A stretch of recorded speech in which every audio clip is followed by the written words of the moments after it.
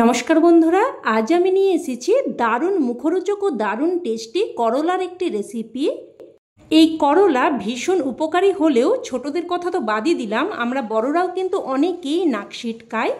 তো একবার এইভাবে বানিয়ে দেখুন, বাড়ির ছোটরা আর নাক সিটকানো বড় ব্যক্তিরা সবাই খেয়ে বলবে আজ পুরো ভাতটাই করলা দিয়েই খাবো। চলুন তাহলে রেসিপি শুরু করা যাক। তো প্রথমেই আমি এখানে নিয়েছি 250 গ্রাম মতো করলা, তবে আপনারা এই রান্নাটা কিন্তু উচ্ছে দিয়েও করতে পারেন।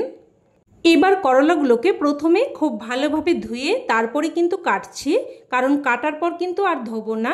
তো দেখুন এই রকম গোল গোল করে কেটে নিচ্ছি, তবে একদম পাতলা মতো করে কিন্তু কাটিনি, একটু মোটা মতো করেই দেখুন কেটে নিয়েছি।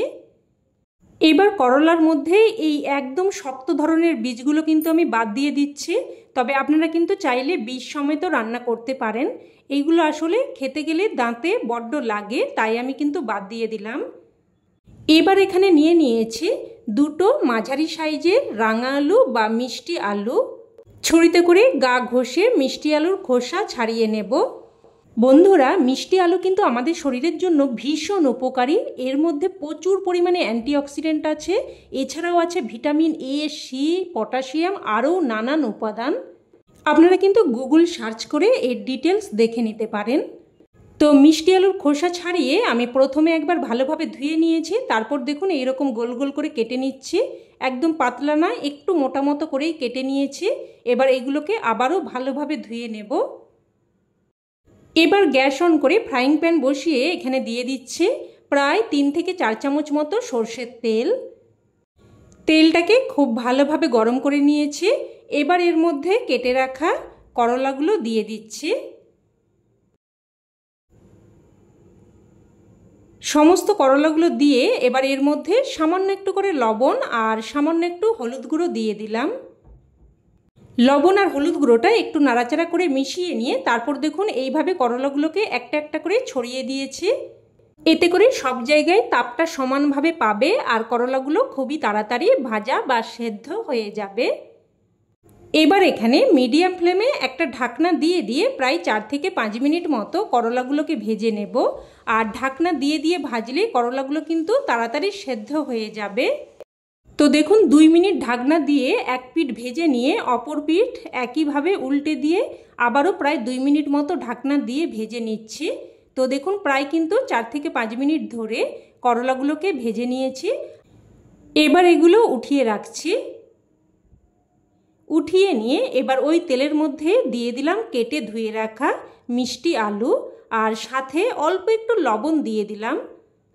লবণটা মিশিয়ে নিয়ে মিষ্টি আলুগুলোকেও দেখুন একই রকমভাবে এইরকম একটা একটা করে ছড়িয়ে দিচ্ছি। এবার এগুলোকেও মিডিয়াম ফ্লেমে একটা ঢাকনা দিয়ে প্রায় কিন্তু 3 থেকে 4 মিনিট মতো ভেজে নেব। তো প্রথমে 2 মিনিট মতো রান্না করে নিয়ে ঢাকনা তুলে আরেক পিঠ উল্টে দিলাম। আর মিষ্টি আলু সেদ্ধ হতে কিন্তু একদমই বেশি সময় লাগে না, এগুলো কিন্তু খুবই নরম হয়। তো দেখুন মিষ্টি আলুগুলোকেও ভালোভাবে ভেজে নিয়েছি। এবার এগুলোকেও উঠিয়ে রাখছি। এবার এই তেলের মধ্যে দিয়ে দিচ্ছি দুটো শুকনো লঙ্কা, তবে ঝালটা কিন্তু অবশ্যই আপনারা আপনাদের স্বাদ অনুযায়ী দিয়ে দেবেন। তো লঙ্কাগুলোকে ভালোভাবে ভেজে নিয়ে তারপর দেখুন উঠিয়ে নিচ্ছি। উঠিয়ে নিয়ে এবার ওই তেলের মধ্যে দিয়ে দিলাম হাফ চামচ মতো গোটা জিরে, আর দিয়ে দিলাম 6-7 কোয়া মতো রসুন। আর রসুনগুলোকে কিন্তু আমি একটু হালকা থেঁতো করে নিয়েছি। একটু নাড়াচাড়া করে নিয়ে এবার এখানে দেখুন একটা টমেটোকে আমি 2 টুকরো করে কেটে দিয়ে দিলাম। এবার দেখুন নাড়াচাড়া করে রসুনটাকে ভেজে নিয়েছি। তো রসুনগুলো উঠিয়ে নিচ্ছি।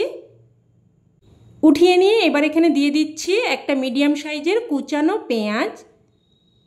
এবার পেঁয়াজ, টমেটো সব কিছুকেই কিন্তু নাড়াচাড়া করে ভেজে নেব।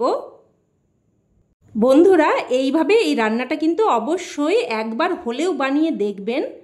আর এটা এতটাই টেস্টি হয়, এটা তৈরি হওয়া মাত্রই শেষ তো হয়েই যাবে, উপরন্তু আপনাকে কিন্তু এটা বারবার বানাতে বাধ্য করবে। তো পেঁয়াজ, টমেটো সব কিছুকেই ভেজে উঠিয়ে নিলাম। এবার দেখুন সব কিছুকে একটু ঠান্ডা করে নিয়েছি। এবার প্রথমে রসুন আর লঙ্কাটা মেখে নিচ্ছি।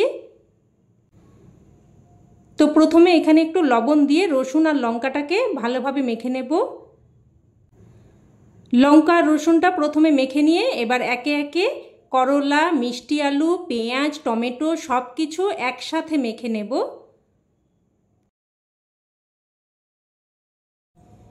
সব কিছু ভালোভাবে মেখে নিয়ে এবার এখানে লবণ আর আবারও একটু সর্ষের তেল দিয়ে ভালোভাবে মেখে নেব।